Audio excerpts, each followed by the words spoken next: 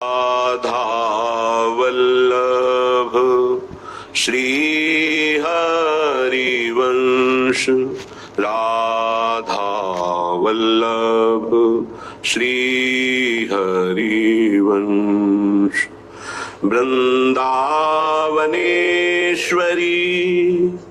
तवैव पदारविन्दम् प्रेमामृतैकमकरन्द रसौघपूर्णम्। हृद्यर्पितं मधुपते स्मरतापमुग्रम्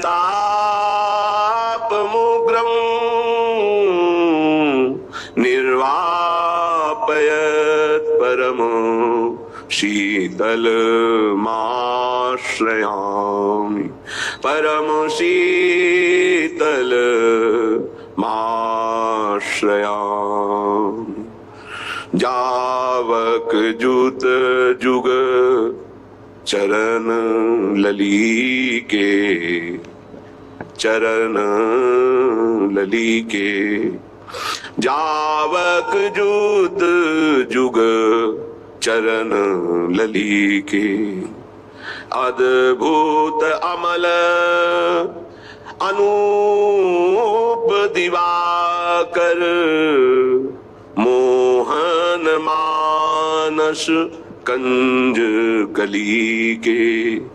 मोहन मानस कंज कली के, श्री चरण लली के। मोहन मानस कंज कली के।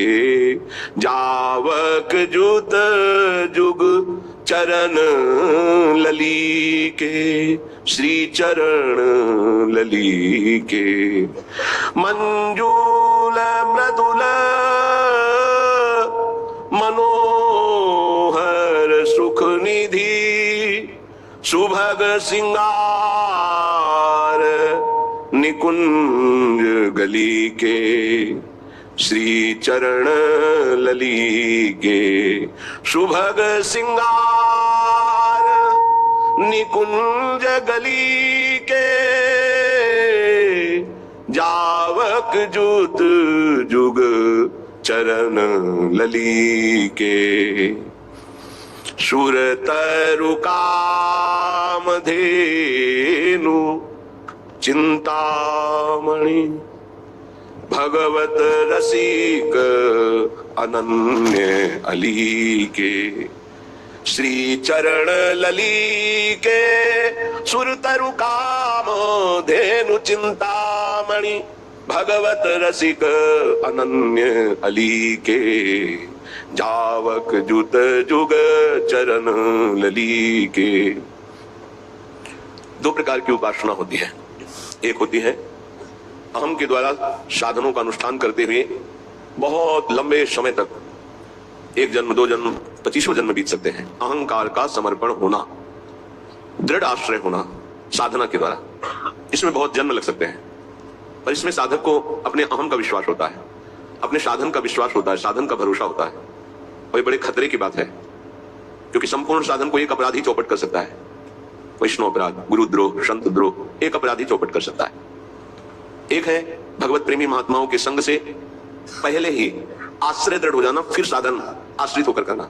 ये बहुत कम समय में भगवत साक्षात्कार कराता है। सबसे पहला कार्य भगवत प्रेमी महात्माओं का आश्रय संग, उनके द्वारा सीधे इष्ट का आश्रय होता है।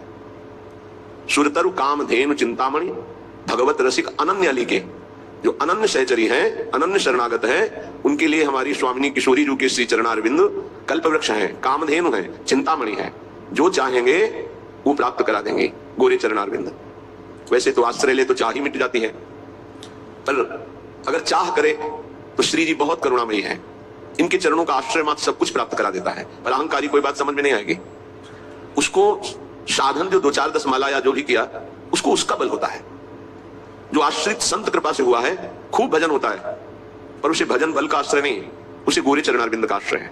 जैसे हरिवंश महाप्रभु की कृपा से हरिराम व्यास जी को सीधे भगवत आश्रय मिला, बहुत साधन परायण थे, बहुत ग्रंथों का स्वाध्याय किए हुए थे, बहुत तर्क प्रवीण, शास्त्रार्थ में सदैव दिग्विजयी होने वाले। और जब महाप्रभु की कृपा हुई तो आश्रय तत्व जागृत हुआ।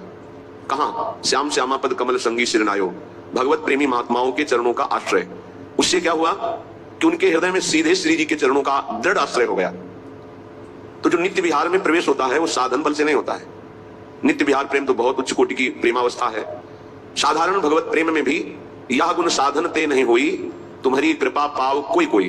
कोई कोई इसीलिए शब्द रखा गया है कि अहंकारी आश्रित नहीं हो पाता, उसका अहंकार आश्रय में बाधा पहुंचाता रहता है। और अहंकार मर्दन करने की पूर्ण सामर्थ्य केवल सदगुरुदेव में है। सदगुरुदेव की आज्ञा उल्लंघन करके मनमानी आचरण करने वाला कभी कोई लाभ प्राप्त नहीं कर पाया आज तक। वो केवल लगता है, संतोष होता रहता है अहंकार के कारण कि हम ठीक चल रहे हैं।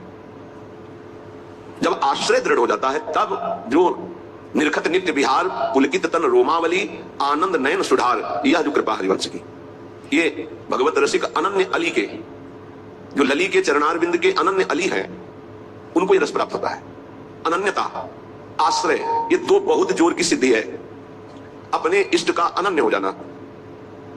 बड़े महाभागवत हैं सृष्टि में प्रभु के विविध नाम रूपों के, हम उनके सुख के लिए जय बोलेंगे, हमारा हृदय, हमारी जबान, हमारा रोम रोम राधा राधा बोलेगा। वो हमसे कीर्तन करवाना चाहे तो हम राधा राधा ही बोलेंगे, हमारी अनन्यता है। पर ये उपासक में नहीं देखने को मिलता।